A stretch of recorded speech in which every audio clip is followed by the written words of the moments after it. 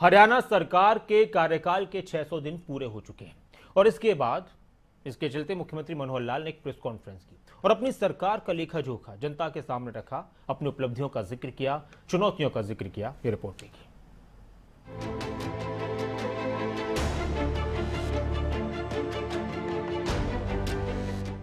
हरियाणा में BJP JJP गठबंधन सरकार ने अपने कामकाज के 600 दिन पूरे किए।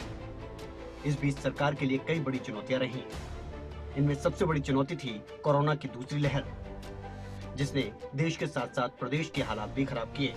हालांकि स्थिति अब काफी बेहतर है। सरकार की तरफ से पूरे प्रयास किए गए ताकि आम लोगों को कोई परेशानी ना हो।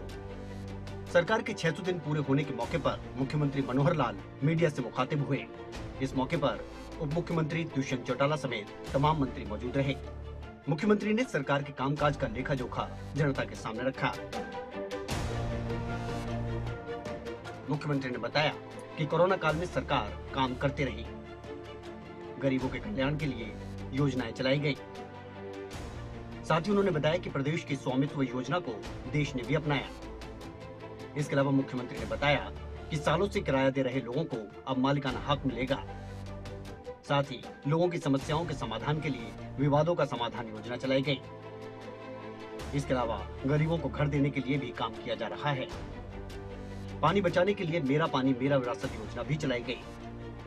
साथ ही प्रदेश में पानी बचाने के लिए माइक्रो इरिगेशन पर जोर दिया जा रहा है। मुख्यमंत्री ने बताया कि नीति आयोग की रैंकिंग में हरियाणा नंबर 1 बना। साथ ही महामारी के दौर में शिक्षा विभाग को ऑनलाइन किया गया। 8वीं से 12वीं कक्षा के बच्चों को टैब दिए गए। छात्रों को लोन के लिए क्रेडिट गारंटी योजना भी चलाई गई। हमने MBBS में सीटें बढ़ाकर 1800 की। साथ ही कोरोना काल में अनाथ हुए बच्चों को 10 लाख की राशि भी दी जाएगी। कोरोना के दिनों में कुछ चीजें और भी हमको, जैसे एक चुनौती के साथ कुछ अवसर आते हैं, तो शिक्षा विभाग को भी ऑनलाइन करने का हमको अवसर मिला है। यानी एक प्रकार से देखा जाए तो विद्यालय जो अब घरों में पहुंच गए हैं। जो विद्यालय में बच्चे आते थे, अब वो विद्यालय के ही अध्यापक ऑनलाइन टीचिंग करते हैं, पढ़ाते हैं। और इसके अंदर हमने अब विद्यार्थियों को लैपटॉप यानी क्या टैबलेट्स देने का निर्णय लिया है। 9वीं से लेकर 8वीं से लेकर के 12वीं तक के विद्यार्थियों को टैबलेट्स दिए जाएं ताकि उसमें ऑनलाइन भी पढ़ाई कर सकें। मुख्यमंत्री ने प्रदेश के विकास को लेकर कई योजनाओं के बारे में जानकारी दी। साथ ही मुख्यमंत्री ने बताया कि आने वाले दिनों में सरकार आम जनता के लिए कई नई योजनाएं लेकर आएगी। MSME हमने अलग से विभाग बनाया। उद्योग में रोजगार के नाते हम ज्यादा रोजगार कैसे पैदा करें, और MSME में बहुत रोजगार होता है, तो इस विभाग को अलग बनाने की आवश्यकता महसूस की गई। तो इंडस्ट्री डिपार्टमेंट से MSME, क्योंकि MSME में केवल इंडस्ट्री नहीं है, इसमें हर प्रकार की एंटरप्रेन्योरशिप है।